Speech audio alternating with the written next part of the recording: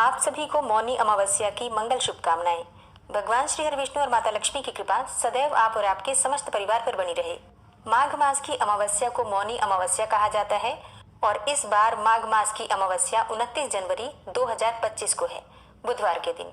और वर्ष भर में जितनी भी अमावस्या होती हैं, मतलब प्रत्येक महीने में अमावस्या आती है, लेकिन सबसे महत्वपूर्ण होती है मौनी अमावस्या। इसका कारण ये है कि इस दिन मौन रहकर आत्म शांति और संयम का पालन करने से मानसिक और आध्यात्मिक शक्ति प्राप्त होती है।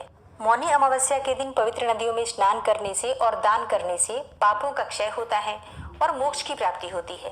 इस दिन गंगा स्नान का बहुत अधिक महत्व माना जाता है और इस दिन प्रयागराज के संगम में स्नान करने से पितरों की आत्माएं भी तर जाती हैं और इस बार तो महाकुंभ का दुर्लभ संयोग हमें प्राप्त हो रहा है।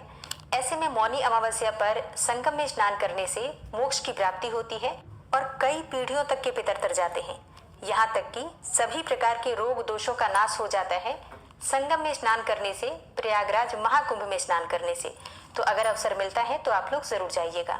तो आज की वीडियो में आप जानेंगे कि मौनी अमावस्या पर स्नान और दान करने का शुभ मुहूर्त क्या है, इसके अलावा किन चीजों का दान हमें करना चाहिए, विशेष रूप से सुहागिन महिलाएं आज के दिन किन वस्तुओं का दान करें, कौन से ऐसे कार्य करें जिससे कि घर में बरकत हो, सुख समृद्धि आए और जो भी परेशानियां हमारे घर में हो उन परेशानियों से मुक्ति मिले। मौनी अमावस्या पर सुबह से लेकर शाम तक आपको किस प्रकार से नियम पालन करना है, मौन व्रत आपको कब से कब तक रहना है और कौन से कार्य हैं जो आपको आज करने चाहिए, कौन से कार्य हैं जो भूल से भी नहीं करने चाहिए, संपूर्ण जानकारी आपको आज की वीडियो में शेयर करने वाली हूँ। तो बहुत महत्वपूर्ण है आज की वीडियो, पूरा जरूर देख लीजिए। अच्छी लगे वीडियो तो लाइक भी जरूर कीजिए, क्योंकि आपके लाइक्स, आपके कमेंट्स मेरे लिए बहुत महत्वपूर्ण होते हैं। यही एकमात्र जरिया है जिनसे मुझे पता चलता है कि आपको ये वीडियो अच्छी लगती है और आपके लिए ये वीडियो उपयोगी है। तो अगर वीडियो अच्छी लगे तो लाइक तो जरूर ही किया कीजिए। तो सबसे पहले जानते हैं कि अमावस्या तिथि कब प्रारंभ हो रही है और कब समाप्त हो रही है। देखिए, माघ मास की अमावस्या तिथि का प्रारंभ हो रहा है 28 जनवरी की शाम को 7:36 पर और अमावस्या तिथि का समापन हो रहा है 29 जनवरी की शाम को 6:05 पर। तो 29 जनवरी को मौनी अमावस्या है, माघी अमावस्या है और इस दिन ब्रह्म मुहूर्त में स्नान किया जाता है। तो ब्रह्म मुहूर्त का समय है सुबह 5:35 से सुबह 6:23 तक। आप ऐसे सोच सकते हैं कि सुबह 5 बजे से 6 बजे के बीच में अगर आप स्नान कर लें तो ज्यादा श्रेष्ठ होगा, नहीं तो सूर्योदय से पहले आपका स्नान हो जाए, बस इस बात का आपको ध्यान रखना है। अब जो भक्त प्रयागराज जा रहे हैं या फिर आसपास कोई भी नदी है जहाँ पर आप स्नान कर रहे हैं, तब तो अत्यंत ही श्रेष्ठ है। और अगर ऐसा संभव नहीं है तो अपने घर में गंगा जल मिश्रित जल से आपको स्नान करना है और जल में आपको थोड़ा सा तिल अवश्य डालना है। काले या फिर सफेद तिल, कोई सा भी तिल डाल लीजिए और फिर गंगा जल मिश्रित जल से आप स्नान कर लीजिए। माता गंगा का मन में ध्यान करते हुए आपको स्नान करना है। इससे आपको गंगा स्नान के समान ही शुभ फल प्राप्त होता है। स्नान के बाद भगवान श्री हरि विष्णु का मन में ध्यान करके संकल्प लीजिए कि आज आप मौन व्रत धारण करने वाले हैं। अच्छा, एक और चीज का आपको ध्यान रखना है, मतलब सबके लिए ऐसा संभव नहीं है कि पूरे दिन मौन व्रत धारण कर लें। तो ऐसे में अपनी इच्छा के अनुसार 1 घंटे या फिर 2 घंटे का आप मौन व्रत धारण कर सकते हैं। या फिर जैसे कि आप जब सोकर उठते हैं तभी अपने मन में मानसिक रूप से संकल्प लीजिए कि जब तक पूजा पूर्ण नहीं कर लेंगे, स्नान दान पूजा पूर्ण नहीं कर लेंगे, तब तक आप मौन व्रत रहेंगे। ठीक है, तो जब आप उठते हैं तब से आपको मौन व्रत ही रहना है। फिर आप स्नान भी मौन रहकर करेंगे, मतलब स्नान करते समय भी आपको मानसिक रूप से ही मंत्रों का जप करना है, मानसिक रूप से ही माँ गंगा का ध्यान करना है, बोलना नहीं है। स्नान करने के बाद पीले वस्त्र धारण करके और भगवान सूर्यदेव को आपको जल देना है। तो मानसिक रूप से ही भगवान सूर्यदेव के मंत्र का जप आपको करना है और सूर्यदेव को जल देना है। जल के पात्र में, मतलब सूर्यदेव को जब आप जल दे रहे हैं तो उसमें भी आपको थोड़े से काले तिल या फिर सफेद तिल जरूर मिलाना है। थोड़ी सी हल्दी और रोली भी मिला लीजिए, पुष्प हो तो पुष्प भी डाल सकते हैं और फिर भगवान सूर्यदेव को जल दीजिए। फिर घर के मंदिर में आकर भगवान श्री हरि विष्णु की और जो भी देवी देवता आपके घर के मंदिर में विराजित हैं, सबकी विधि विधान से पूजा कर लीजिए, भगवान की आरती कर लीजिए, अभिषेक कर लीजिए और पूजा के समय जो आप मंत्र जप करते हैं वो भी आप मानसिक रूप से ही करेंगे। अब वैसे तो मौन रहकर पूजा नहीं की जाती है, लेकिन मौनी अमावस्या पर ऐसा कहा जाता है, मतलब शास्त्रों में ऐसा कहा गया है कि मौनी अमावस्या पर जो मौन रहकर पूजा करते हैं उसका फल बहुत अधिक प्राप्त होता है। इसलिए आपको जो भी मंत्र जप करना है, मानसिक रूप से ही मंत्रों का जप करते हुए पूजा कर लीजिए, आरती कर लीजिए। बोलकर आपको आरती भी नहीं गाना है अगर आपने मौन व्रत का संकल्प लिया है तो। ठीक है, भगवान श्री विष्णु की पूजा करने के बाद तुलसी की पूजा अत्यंत आवश्यक है। मौनी अमावस्या पर अगर आप तुलसी में थोड़ा सा कच्चा दूध चढ़ा देते हैं तो इससे घर में माता लक्ष्मी का स्थिर वास हो जाता है। तो ये कार्य आपको जरूर करना है। अगर संभव हो तो 11 परिक्रमा, 21 परिक्रमा या 108 परिक्रमा तुलसी माता की आज जरूर करनी चाहिए। इसके बाद घर के आसपास कोई पीपल का वृक्ष हो तो वहां जाकर पीपल की पूजा कर लीजिए। पीपल की पूजा करते समय आपको ध्यान रखना है, पीपल को स्पर्श नहीं करना है।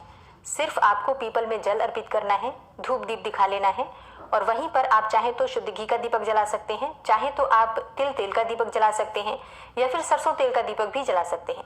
कुछ मीठा अवश्य लेकर जाना चाहिए जब हम पीपल की पूजा करते हैं। तो मीठे में आप कोई भी वस्तु, ऐसा कहा जाता है कि अगर 5 प्रकार का मीठा अगर आपके पास हो और अमावस्या तिथि को आप पीपल के पत्ते पर रखकर 5 प्रकार का मीठा अर्पित करते हैं तो इससे आपके पितरों का, भगवान श्री हरि विष्णु का, माता लक्ष्मी का और भगवान शनिदेव का सबका आशीर्वाद आपको प्राप्त हो जाता है। तो अगर संभव हो, आपके पास हो 5 प्रकार का मीठा तो आप अर्पित कर सकते हैं। अब मीठे में कौन सी चीजें 5 प्रकार की आप ले सकते हैं?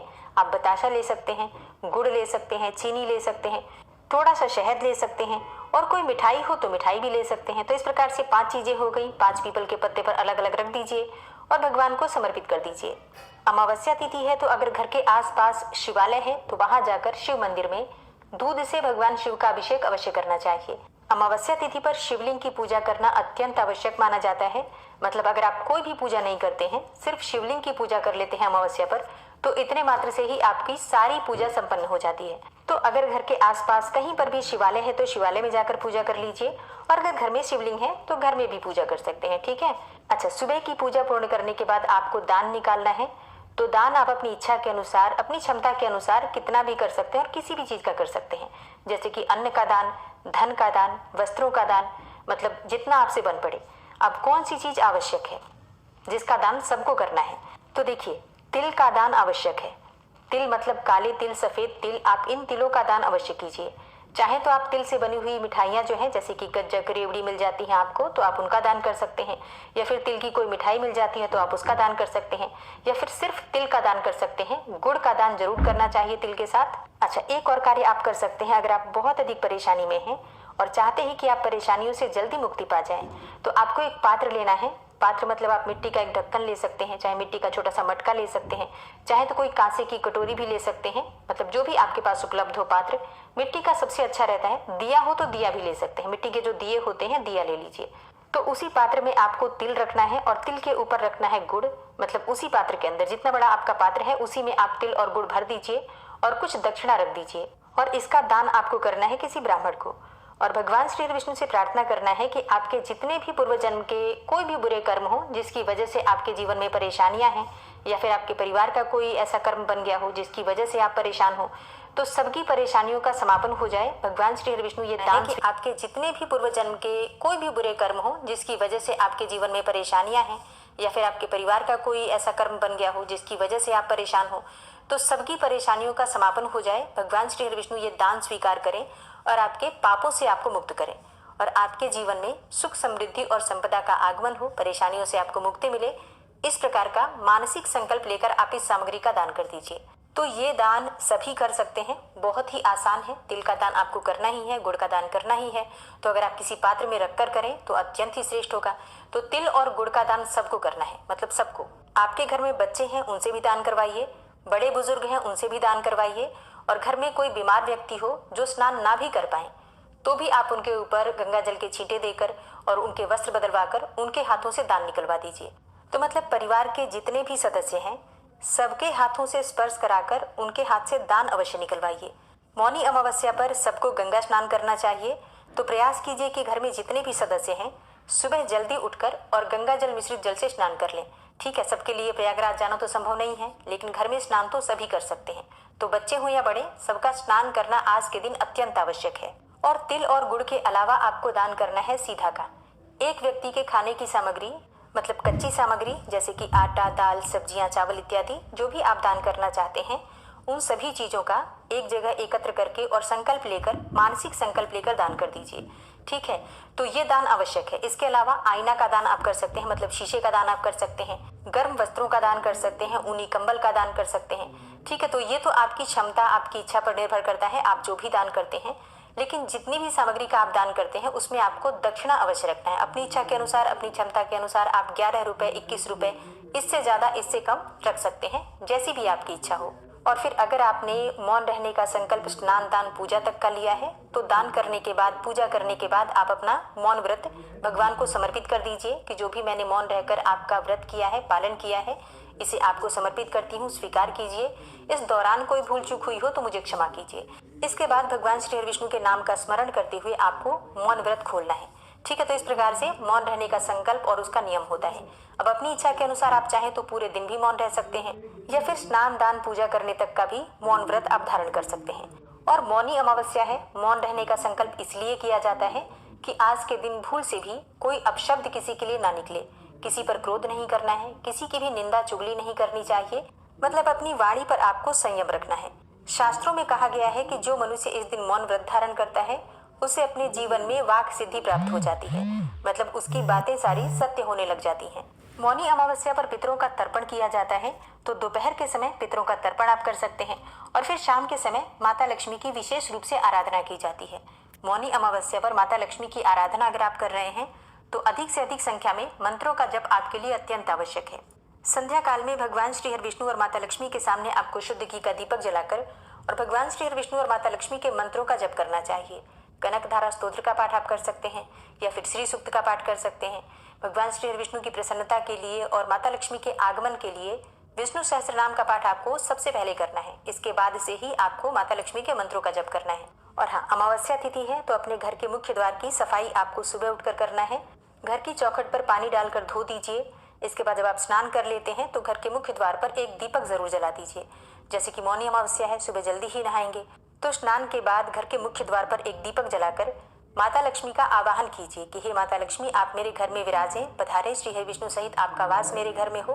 मन में इस प्रकार का भाव करते हुए आपको दीप दान करना है सुबह के समय और फिर शाम को संध्या काल में अपने पितरों का ध्यान करते हुए घर के मुख्य द्वार पर तिल तेल का या फिर शुद्ध घी का या फिर सरसों तेल का, जो भी आपके पास उपलब्ध हो, उसी का दीपक जला दीजिए। शाम और सुबह दोनों समय आपको दीपक जलाना है, सुबह माता लक्ष्मी के लिए और शाम को पितरों के लिए। और अगर गाय का घी हो तो सुबह और शाम दोनों समय गाय के घी का ही दीपदान करिए, ज्यादा श्रेष्ठ होगा। घर में हल्दी मिश्रित जल का छींटा दीजिए, मुख्य द्वार पर भी हल्दी मिश्रित जल का छींटा दीजिए। इसके साथ ही घर के मुख्य द्वार पर आपको स्वास्तिक अवश्य बनाना है। सुहागिन महिलाएं आज एक विशेष कार्य करें, आज सिंदूर का दान आपको जरूर करना है। जब आप दान की सामग्री निकालते हैं तो उसमें सिंदूर अवश्य होना चाहिए। अगर आप चाहें तो पूरी सुहाग की सामग्री रख सकते हैं, लेकिन अगर ऐसा नहीं भी कर पाते हैं तो भी कोई दिक्कत नहीं है, थोड़ा सा सिंदूर अवश्य दान करना चाहिए। कहते हैं कि अमावस्या तिथि वृद्धि की तिथि होती है और हम जो भी दान करते हैं उसका फल हमें बढ़कर प्राप्त होता है। तो अमावस्या पर सिंदूर लगाना भी चाहिए और दान भी करना चाहिए। और अब जानते हैं कि कौन से कार्य हैं जो आपको नहीं करना चाहिए। तो देखिए, आज के दिन आपको सात्विक भोजन लेना चाहिए, तामसिक चीजों से बचना चाहिए, किसी की भी निंदा चुगली क्रोध से आपको बचना है। मौनी अमावस्या है तो कम से कम बोलने का प्रयास करें और कम से कम दूसरों की चुगली और निंदा सुनने का भी प्रयास करें। मान लीजिए आप स्वयं निंदा नहीं कर रहे हैं किसी की, लेकिन किसी ऐसे व्यक्ति के पास ही बैठ जाइए जिसका काम ही हो चुगली करना, तो फिर आप सुनते हैं तो भी आपको पाप लगेगा। क्योंकि मौनी अमावस्या पर आप शुभ कर्म करें या बुरा कर्म करें, सबका फल आपको बढ़कर ही प्राप्त होगा। तो शुभ कर्म करने का प्रयास कीजिए, ज्यादा श्रेष्ठ होगा। और 30 जनवरी को गुप्त नवरात्रि है तो एक दिन पहले मौनी अमावस्या पर ही अपने घर के मंदिर की अच्छी तरीके से साफ सफाई कर लीजिए, ताकि हम गुप्त नवरात्रि पर माता की विशेष रूप से पूजा आराधना कर सकें। गुप्त नवरात्रि की वीडियो चैनल पर अपलोड है, बाकी वीडियो आने वाली है। किस प्रकार से आपको पूजा आराधना करना है, कौन से नियम का पालन करना है, किस प्रकार से आप मंत्र जप करके सिद्धि प्राप्त कर सकते हैं और कौन सी कामना आपकी है जिसे पूर्ण करने के लिए आपको किस मंत्र का जप करना है, सारी जानकारी आपको आने वाली वीडियो में मिल जाएगी। गुप्त नवरात्रि में प्रतिदिन आपको व्रत की कथा की वीडियो मिलेगी, इसके साथ ही दुर्गा सप्तशती का पाठ भी मिलेगा। तो प्रतिदिन के जो भी मंत्र इत्यादि होते हैं, जो भी पूजा के नियम होते हैं, सबकी जानकारी आपको समय पर प्राप्त होगी। आप लोग बस चैनल से जुड़े रहिए, ठीक है। और कोई प्रश्न हो आपका तो कमेंट बॉक्स में आप लिख सकते हैं, या तो वीडियो में आपके प्रश्नों का उत्तर मिल जाएगा या फिर कमेंट बॉक्स में मिल जाएगा, जैसा भी संभव होगा। उम्मीद करती हूँ ये वीडियो आपके लिए उपयोगी होगी। अगर वीडियो अच्छी लगी है तो वीडियो को लाइक कीजिए, संभव हो तो शेयर भी कीजिए और चैनल पर पहली बार आए हैं तो सब्सक्राइब करके बेल आइकन को जरूर प्रेस कर लीजिए,